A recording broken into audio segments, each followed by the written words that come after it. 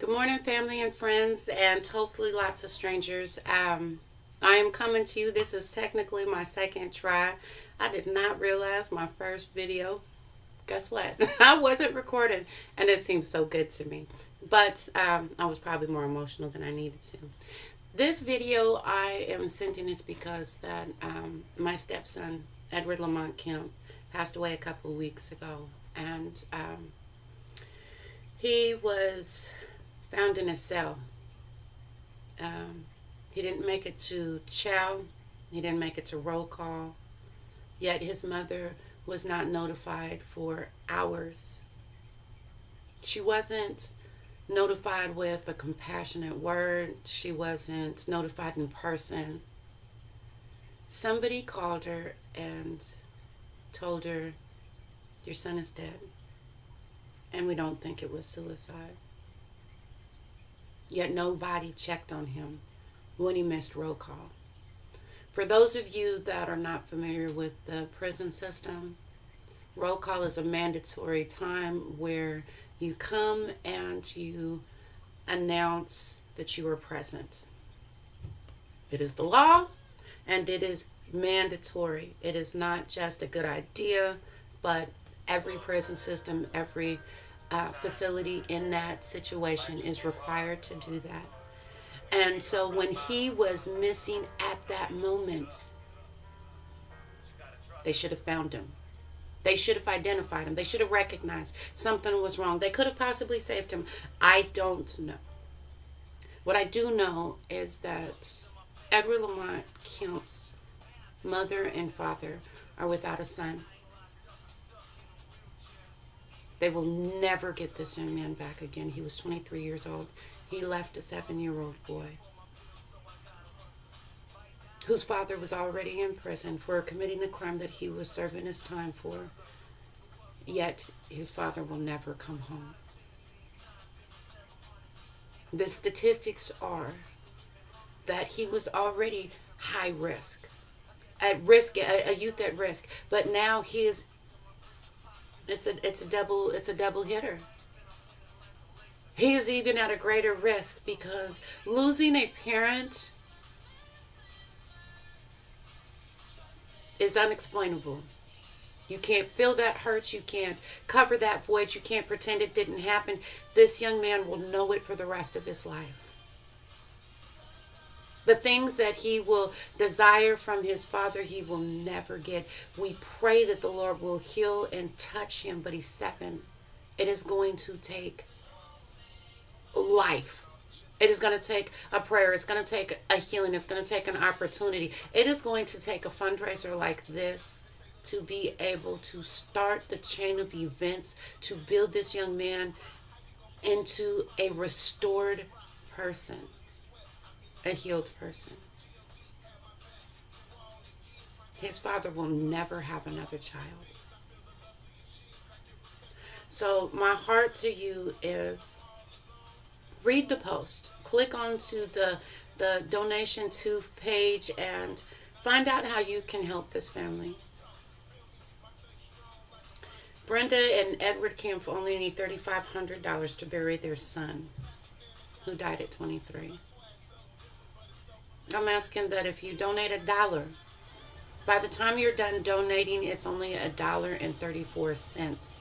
That's it, all out of your pocket. That's less than a pack of cigarettes. That's less than a candy bar, including taxes. So I'm asking that you will support a family member that have no way. They have no opportunity. This is not something that you can prepare for. This is not even an opportunity to have an insurance to cover a tragedy like this. So I'm asking that the Lord ministers to you. It says the steps of the righteous man are ordered by the Lord. Your steps were ordered to this video. Don't miss your opportunity to be able to bless somebody.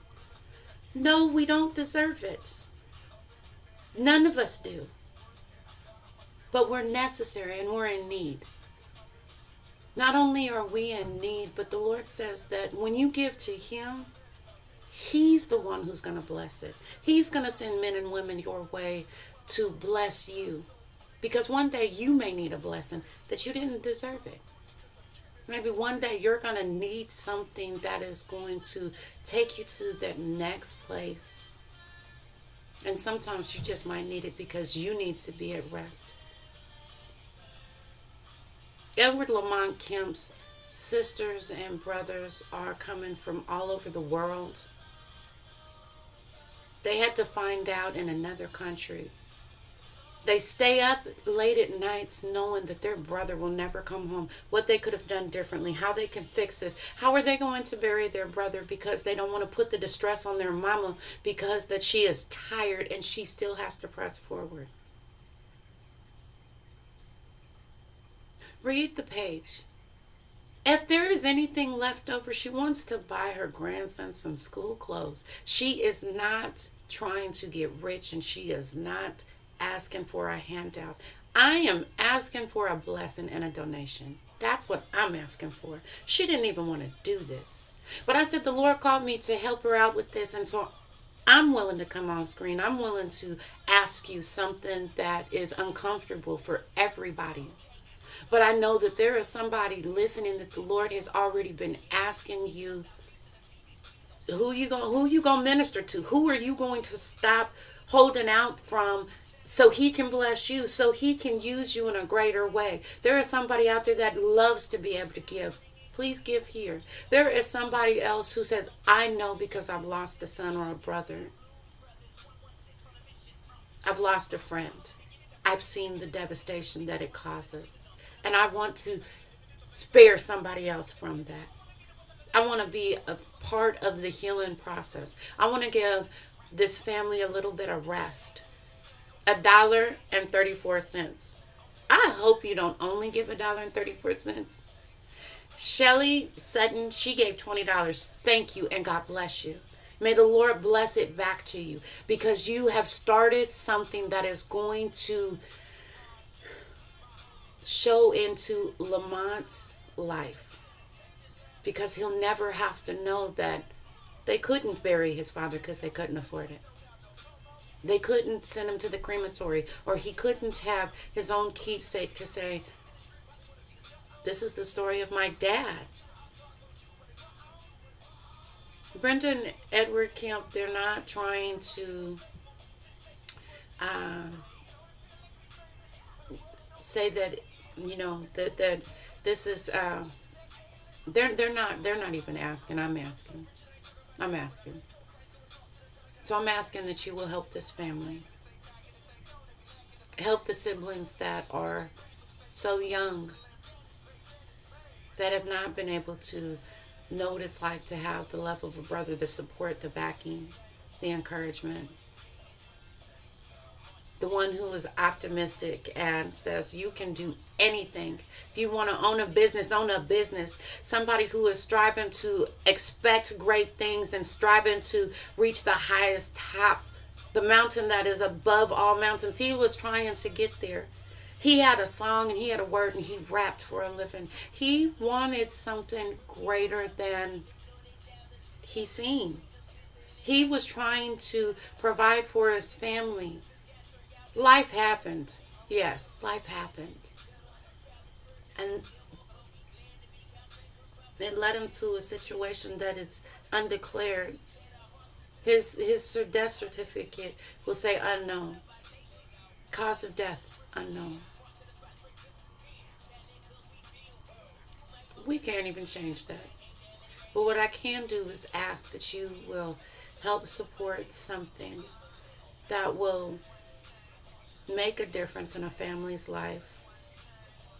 They will never get another moment, another opportunity. A grandmother will never get to hold her grandson, even though she was fighting for life just a couple weeks ago. This family has lost more in the past couple of months than you can imagine. And this is just another added burden. So I'm asking that you will dig in deep. If you don't have anything to give, share and reshare at least 6 times today, 6 times tomorrow. Just get on your Facebook and share it. Go on your Google, share it. Go on Twitter, share it. Email it to everybody. There is somebody out there that wants to help. There are people that never have given before and said, I'm going to give this time. This is your time and this is your opportunity. Don't let it slip you by. Don't let it pass you by. Don't even sit there and make a lot of negative comments about why somebody shouldn't give. Just share it, reshare it. I hope it goes into a viral aspect and everybody finds out about this. Lamont Kemp passed away in prison, left for dead in a secured facility, and nobody knows how he died. I hear Black Lives Matter every single day. Is it because he was already incarcerated that nobody cares that my stepson is dead at 23 with a family?